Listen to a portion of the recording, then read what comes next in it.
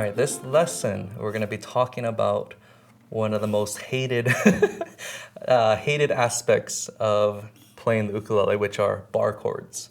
Now, bar chords will be necessary in some of these voicings that we do later, and also simple chords like the B flat chord, which we'll get into right after this. Now, typically, again, with anything else, as we talked about, there is a tendency to squeeze too hard with that left hand where we have that pinch going on with that thumb and the rest of our fingers. We're going to talk about how to alleviate some of that pressure and also how to practice bar chords. Because for me, I actually, when I was growing up playing, I stayed away from bar chords as much as possible. I would do them only when a song required them. But because of that, I never took the time to really practice and kind of get used to playing them. So they're always kind of like relearning how to do it every single time. Now, one of the things we're going to try and do first is we're going to take our index finger on that left hand and place it over that 5th fret. Now, instead of putting, as soon as I touch my thumb even behind that bar, I can feel that tension build up right away between my thumb and my index. So what I'm going to do instead is actually take my thumb completely off so I can wave it to you from behind my neck. And I'm actually going to pull back with my index finger. And with my right forearm, I'm actually going to be pulling back this way. So there is kind of a seesaw effect that happens where I'm pulling this way with my index finger and I'm pulling back this way to balance that pressure out with my forearm. Now, what that does mean is that I can play a bar chord without even using my thumb. Not too bad, right? So what we're gonna do to kind of practice this new way of playing our bar chords is, instead of using our thumb directly behind the bar, I'm actually gonna place it up about 2 frets up toward the headstock. So my thumb is pointed up toward the headstock. So it's not doing a crazy bend as you see some people do, but it's just a nice straight thumb. Now, already, as you put some pressure there, can you feel that leverage change from a pinch to actually kind of rolling that bar to the side where you get a lot more support from that thumb? Good, so we're gonna practice. First version is just the straight bar, the 5th fret with the index finger. Now the hard thing about teaching these things in general is every ukulele is set up differently, whether it's a narrow neck or high tension strings, they all play into a factor of how easy or hard these bar chords are. So we're gonna try and dive into different situations and we'll see if these can knock out the problem for you, if there's a problem at all. Now, my tendency is when I first started playing, the ukulele I had was a very cheap ukulele and it was very hard to keep these strings held down.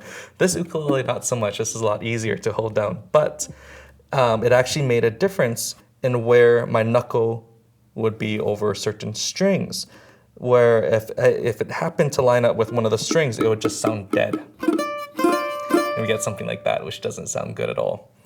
So what we're gonna do is really, take the time on starting with your pointer finger, just barely touching that G string, which is the string closest to your face, and really think about pulling back with this part of your finger.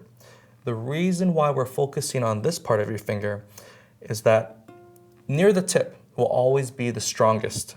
As we kind of make a fist and put pressure using that index finger, this is always going to be held down the tightest, just because naturally of how our fingers work. You see how the tip really gets white there? So then these guys have a tendency to kind of get muddled.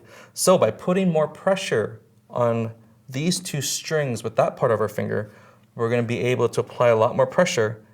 And so I'm thinking maybe about 80% of my pressure will be applied to these 2 strings, and the rest of the energy is kind of rolled over to the tip there. Okay, so you want to aim for 4 clear notes. Now, if there's a certain string that gets muffled, what I want you to do is take your finger and go up maybe 1 millimeter up this way and see if that helps. or another millimeter, but we're trying to find that sweet spot, and everyone is different. We're trying to find that sweet spot that allows us to apply pressure across all 4 strings with a good, nice tone. Now again, and we can work with this in those follow-up videos as well, making sure we have the right placement. Thumb is pointed toward the headstock. But really focus on getting every string as crystal clear as possible. Now one way to also, if these guys are still dead, the E and the A strings, what we're gonna try is actually put our pointer finger only on the A string, and we're gonna pluck the A string. Then we're gonna borrow the bottom 2 strings, but only pluck the A string. Then we're gonna touch all 3 strings, but only pluck the A string. So again, you don't even have to put pressure on the rest of the finger. What we're trying to do is trick our finger into making the bar chord, but focusing on getting that last string to ring. So again, now all 4 strings, and only pluck that A string. So again, reset. Let's try this together. So we're gonna put index on the 5th fret, pluck it. Then we're gonna borrow the bottom 2 strings, but only pluck the A string. That's the one we want to focus on. So if you're hearing it dead on the A string, just on these 2 strings, make sure you're only squeezing enough to make that A string ring. Index finger now touching 3 strings, only hearing the A string ring. Then all 4 strings and only focusing on the A string. One more time. So A string, A string, A string, A string. Good, and if that's still ringing really nicely, you should have all 4 right there.